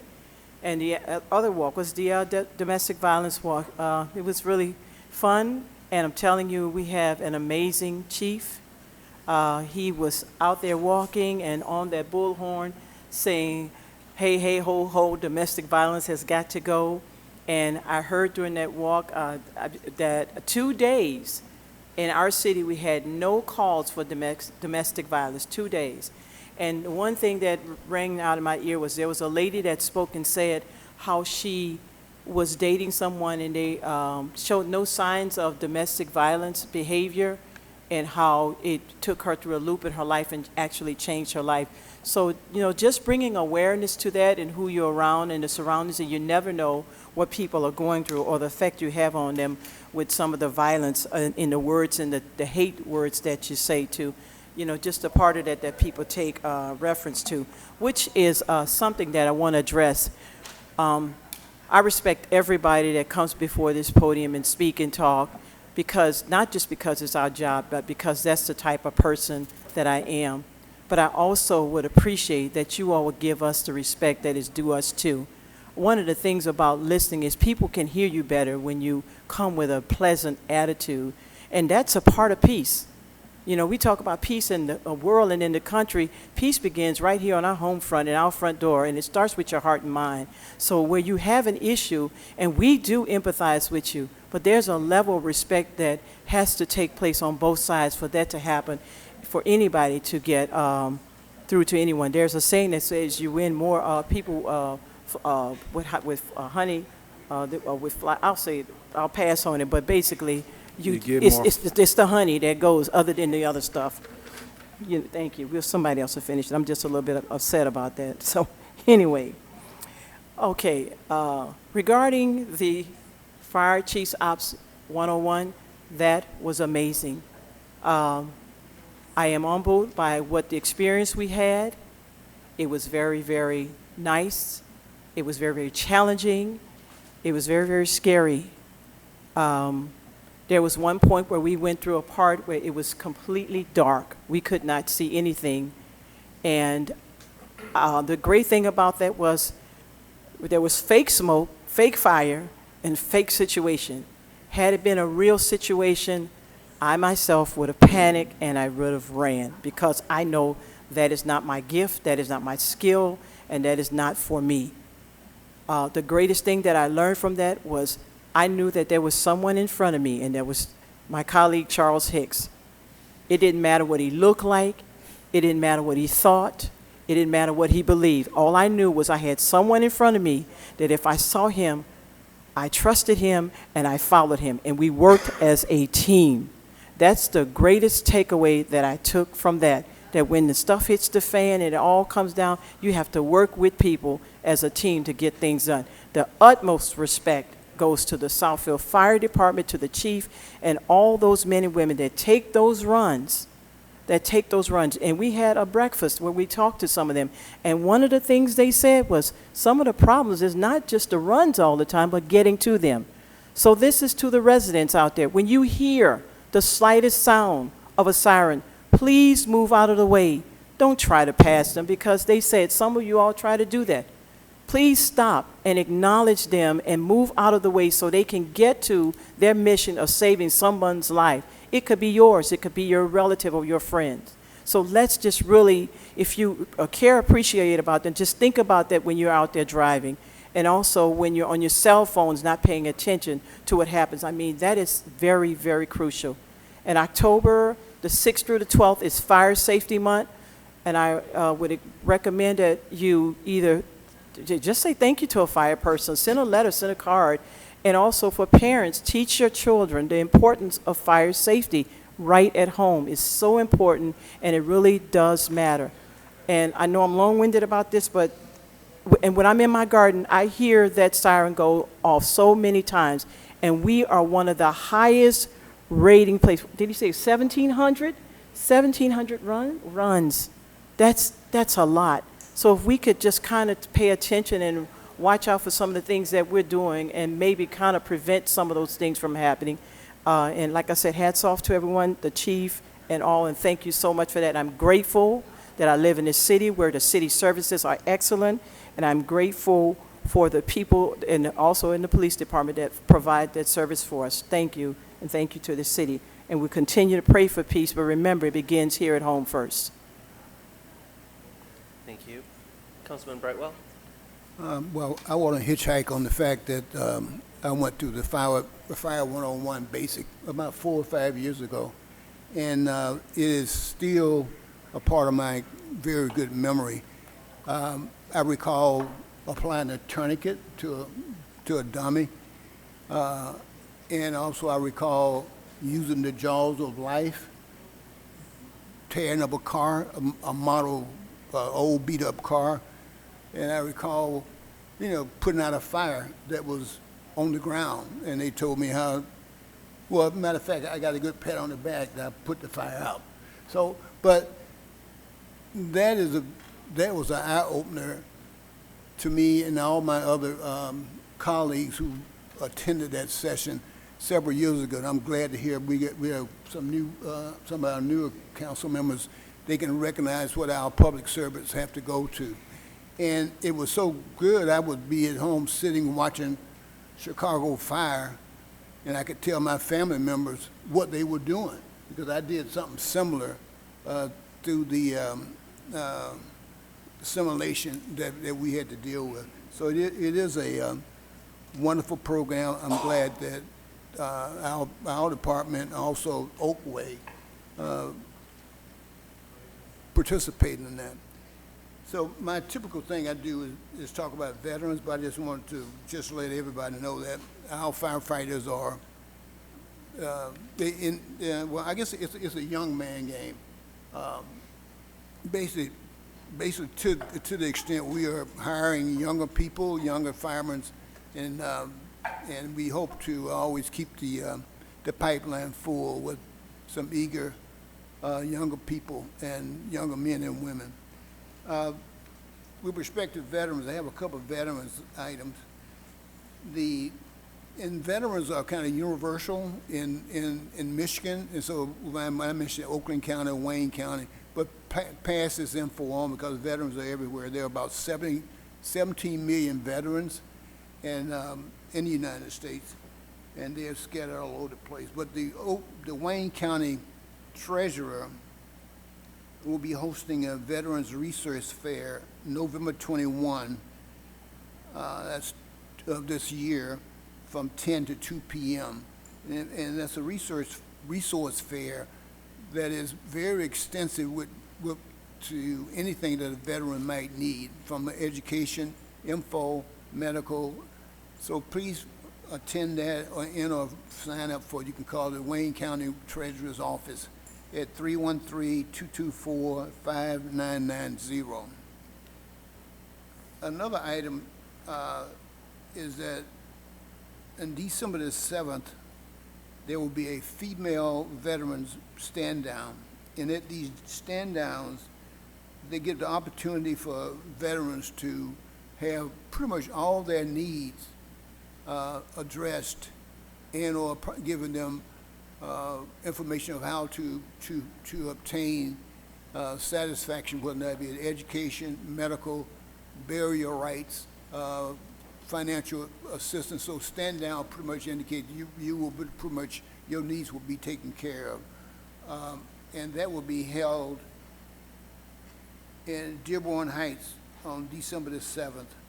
And for more information on that, I would like for you to call Mr. Chalker McDonald. He's with the Oakland County Veteran Services. And I will give you his number right after this moment. But I talked to our city clerk about this earlier. The veterans, they are reaching out to all veterans to, and this is what is 17 million veterans, and they just indicated if we just get 1% of these veterans assisting all the needs of any county that might have a shortage of poll workers, they will be paying $200 per day for poll workers who are veterans, and it will. And this is what to find out more and more about this information of this process. Just call Mr. Chalker McDonald. This number, he's with Oakland County Veteran Services. His number is 248-764-4443. That's Chalker McDonald. You can mention to him that I mentioned this. But if you have trouble reaching him, just reach out to me here at the City Hall, 248-796-5150. This is an opportunity for a veteran. You will get paid $200 per day to be a poll worker. And I mentioned this to Ms. Jackson, our city clerk, city clerk. So that's it. Thank you. Thank you. I want to reiterate a couple of things that my colleagues said. You know, when we do have speakers that come up with comments, concerns, ideas, the council does hear you. Sometimes we don't have the answer readily available, but we do try to follow up with everyone. Sometimes the answer is something you don't want to hear because you don't like the answer, it's not what you wanted, but we do try to provide an answer. And it's very difficult when you have a number of speakers who come and speak to us, and we don't have the answer right away, or sometimes we have half of an answer, we have an answer, but we do ask that you have patience and work with us and follow up with us if you don't hear back. Sometimes emails or phone numbers are hard to see when people sign up. Sometimes we can't tell a number or a letter. Sometimes it does get difficult, but we do try to get back to everyone. We are not ignoring our speakers when they come up, but it does make it very difficult at the time to have a back and forth with every speaker. We would be here all night having debate club, if you will, but we do try to get back to everyone. We do some investigations. I know this evening, as well as our last meeting, we were able to answer some of those questions that residents came and spoke about. Others, we don't have enough information. We have to reach out to our city departments, to our experts at the city to get the answers, to figure out what the problem is, what's going on, and how we can address those problems. So, as it was mentioned, we are empathetic. We're not ignoring everyone. We do need to try to get the answers, and we do need to work sometimes to get a response to our residents. It seems that a bunch of our council colleagues took the Fire Ops 101 with our Southfield Fire Department. I was in the class with Councilman Brightwell when we did it several years ago. It was definitely a fun experience. I'm still waiting for the police department to put one on. Spend a day in the life of a police officer. But it gives you a greater appreciation for the work that they do. And that leads me to my last comment. I actually want to give a shout out and thank our Southfield Police Department. It was all over the news. Last week, Wednesday evening, there was a home invasion while some people were celebrating the Jewish New Year. I actually found out about it as I was walking home from my meal, and there were police all over the neighborhood. I had to go ask an officer what was going on because I have no idea. But the officers were very professional. There was a house of 25 people they had to get statements from. But through their hard work, they did make an arrest yesterday evening. They did find the suspect. He was arraigned this afternoon. And it was a lot of detective work, a lot of work on our police department, and I do want to thank them for that hard work and the follow-up that they did in apprehending that suspect. I know that it made a lot of the residents in that neighborhood feel better, feel safer, although anytime somebody enters a home with a handgun is never a fun experience. But they do appreciate, and again, I want to thank the officers. It was in my neighborhood, and they did a great job, so thank you to the Southfield police officers and the entire department and everyone involved. Thank you. With that, I will turn it over to our mayor. Just two quick announcements. First of all, construction has begun on the repair of the pipeline today. So there's a whole area of the campus, our municipal campus, that is blocked off. As some people may not be aware, we do have a gas pipeline that runs through the municipal property. And it's not a leak, but there is a fault with the pipeline. And so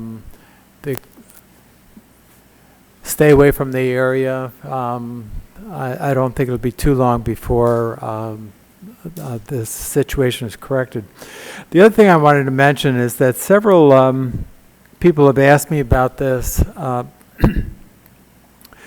Occasionally, from time to time in the mail, our residents are solicited about insurance for their water pipeline. And they're charging, I don't know, I forgot the amount, but it's several $100s a year. And we don't recommend that you take out this insurance, as it's highly unlikely that your water line is ever going to need to be replaced. Again, this could add up to hundreds and hundreds of dollars over the course of your time living in a house in Southfield. It's very, very rare that water mains break in the street. It's rare that they would break on business or private property. A number of people have said, well, this is something I should subscribe to, and we would recommend that you don't need to do it. Thank you. Mr. Deputy Administrator. Good evening. Administration has nothing to add this evening. Thank you. Thank you. Our City Attorney. Good evening. I don't have anything further to add this evening. Thank you. Madam Clerk. Good evening, Council President. I am going to ask for some assistance from our city attorney this evening as I bring this item before council. We have a temporary precinct for, actually, we're moving two precincts, voting precincts, I'm sorry. Precincts 4 and 5 from Vanderburg Elementary School to the Southfield Pavilion on November the 5th, Election Day.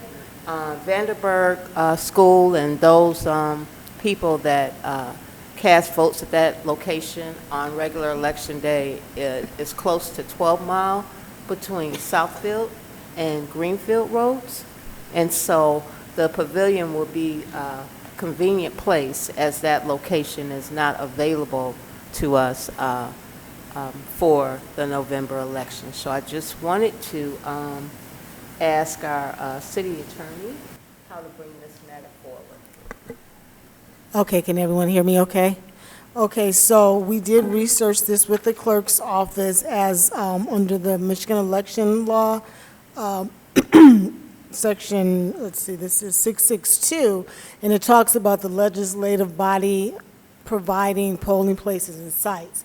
And then there's a section that talks about when you have to change polling locations, and there's a procedure.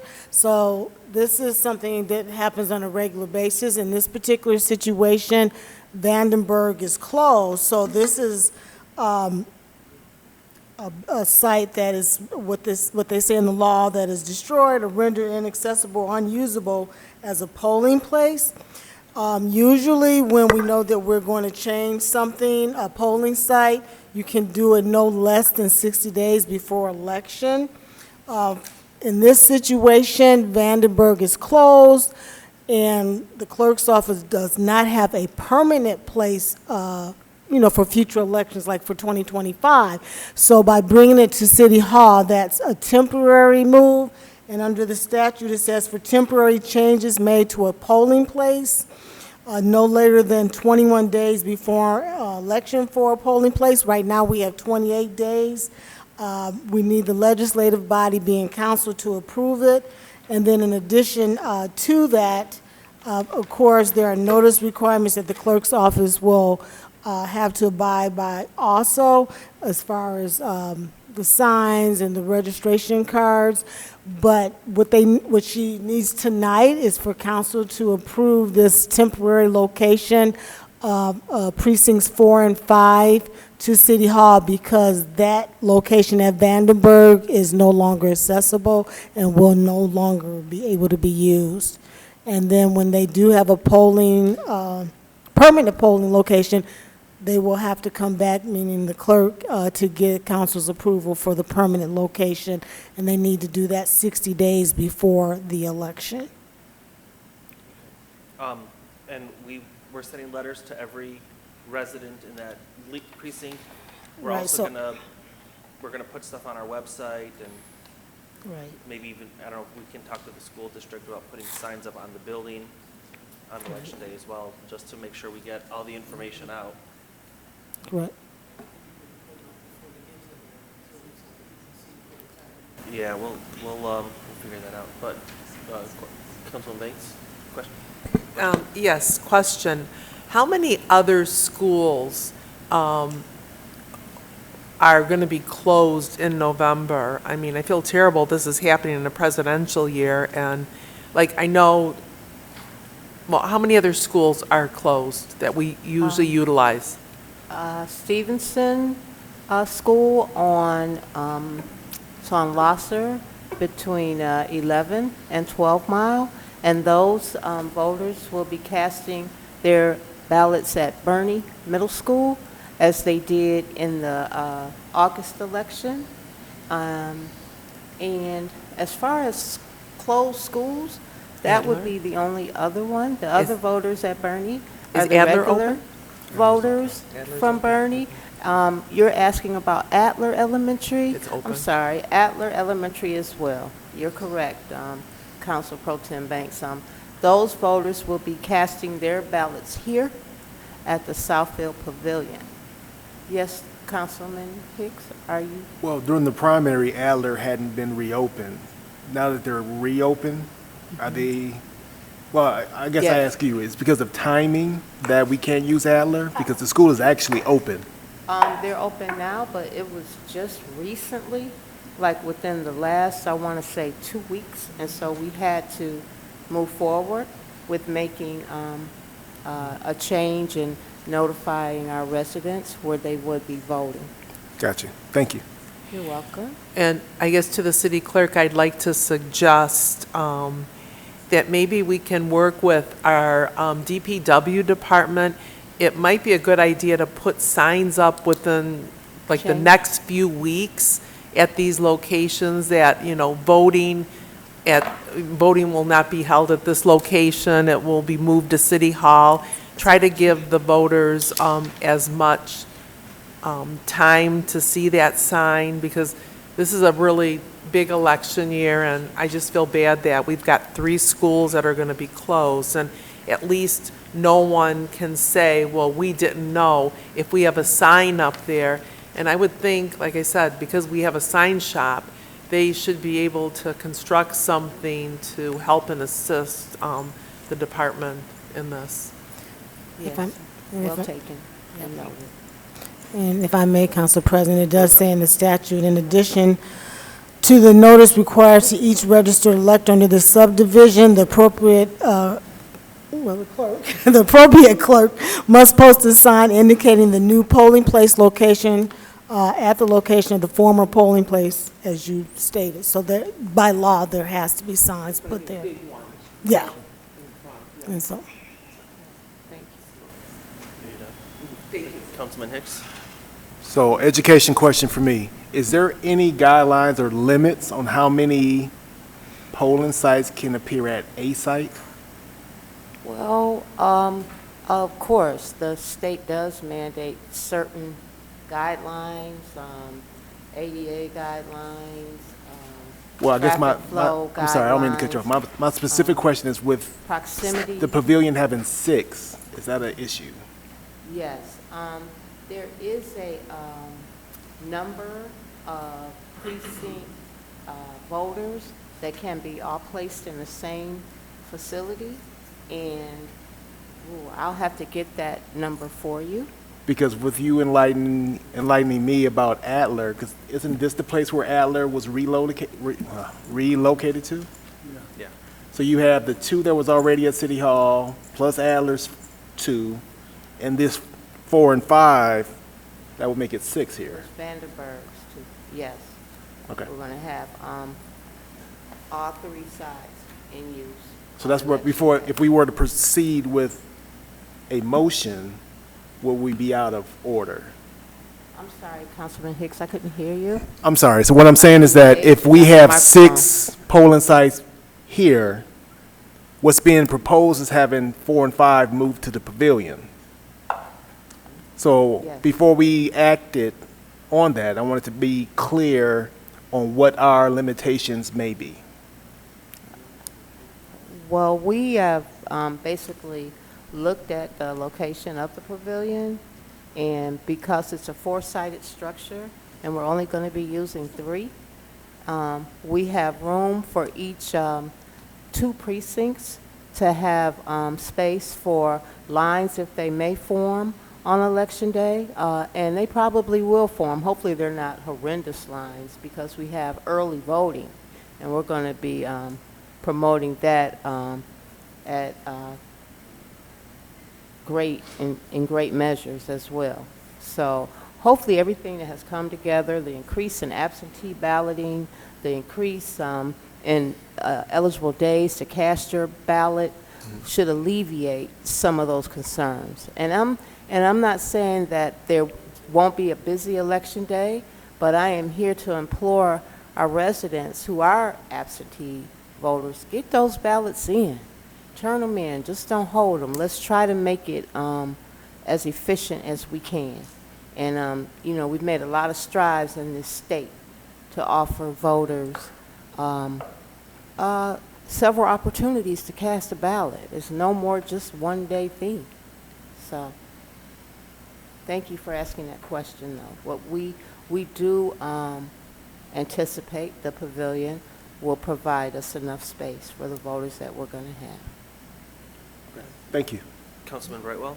Yeah, given in light of the circumstances and the time that's required to logistically get everything in place, I would like to recommend that the council approve the recommendation set forth by the Southfield Election Commission to temporarily move precinct 4 and 5 from Vandenberg Elementary to the Southfield Pavilion located at 26,000 Evergreen Road and 48037 zip. It has been moved by Councilman Brightwell, supported by Councilwoman Haynes, to approve the recommendation of the Southfield Election Commission to temporarily move precincts 4 and 5 from Vandenberg Elementary to the Southfield Pavilion at 26,000 Evergreen Road for the November election. Any other questions or comments? All those in favor? Aye. Any opposed? Motion carries. Thank you. Did you have anything else for this evening, Madam Clerk? Basically, I already said it. If you have an absentee ballot, get it in.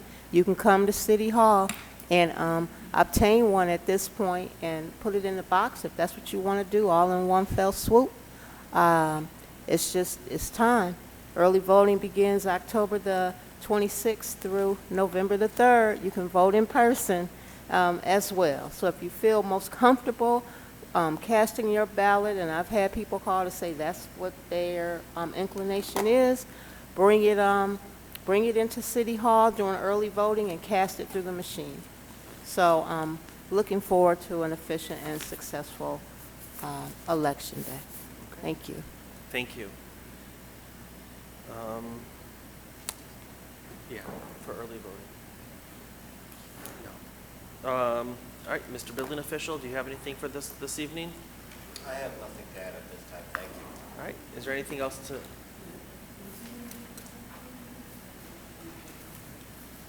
There has been a recommendation that you attend the Legislative Committee meeting on Thursday at 3 about the rent ordinance. Yes. Okay. Thank you. All right, seeing nothing else, this meeting is adjourned.